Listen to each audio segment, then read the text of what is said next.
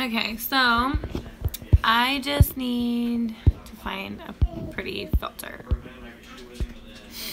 Sorry, I look like crap right now. I have been lounging all day.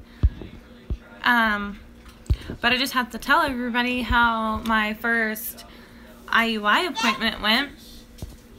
And I was sitting in the waiting room, and I was there by myself. My son was with my mom, and Steven was at work. So my hands were sweating. I was so nervous. I was sick to my stomach. I felt like I had to puke, and I was just that nervous about my appointment. So I didn't know what to say. I had never done anything like this before. It was my first time even talking to somebody, and it really wasn't as expensive as I thought it was going to be for just the natural IUI insemination.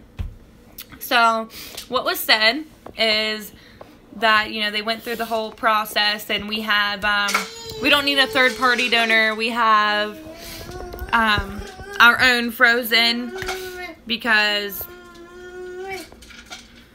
whatever. Anyway, so we're using that, and from my part, what I have to do is, the hardest part of the whole process is tracking everything that you have to do, and pretty much tracking your ovulation and your period and knowing when your egg's gonna drop.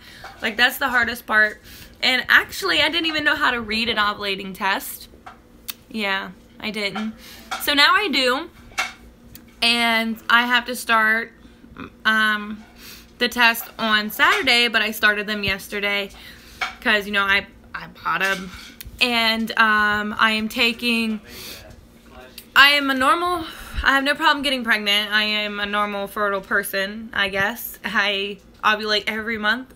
I've never had a problem getting pregnant. So, but I am taking a fertility medication over the counter that was recommended just for a protocol. I don't have to take it, but I'm choosing to, just to make sure that everything's the way it's supposed to be. So I'm doing this like 30-day thing, because by the time I ovulate the next time, everything will be like it's supposed to be. So I have been taking the prenatals for about 60 days. I stopped taking them 6 months before the 60 days. And I take the fertility medicine right now. I don't have to, but I choose to. And I'm doing the ovulating kit. They're going to do a blood test, I think next week, to be sure how fertile I am and how my hormone levels are, like where they are. And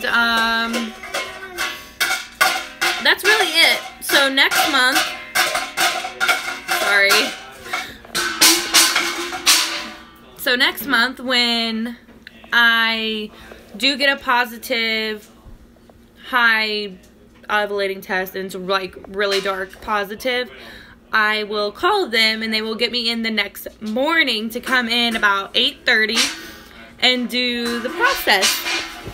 So I'm gonna do my whole updates and everything on here so that I can keep it for when the baby does come, and he or she can get on here and see how I felt about it, I guess. I don't know. But the son that I have now, I had him naturally. I didn't have to have an IUI, but his dad got cancer and all that other stuff, so that's why. So I'm super nervous. Like, I try to talk to people about it, and they're just really not as excited as I am. So, but I don't really need like these expensive ovulating tests.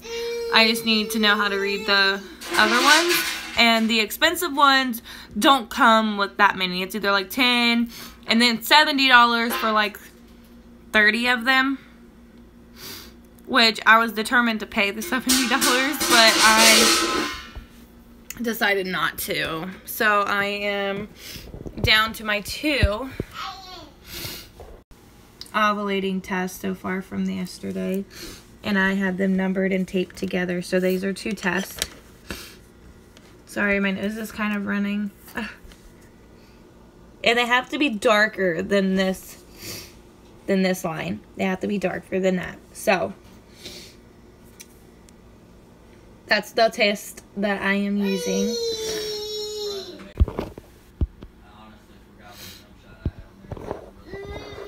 Alright, well, I will get back on here with when I have more updates. Probably after I get my information back from my blood test. Just to update everybody.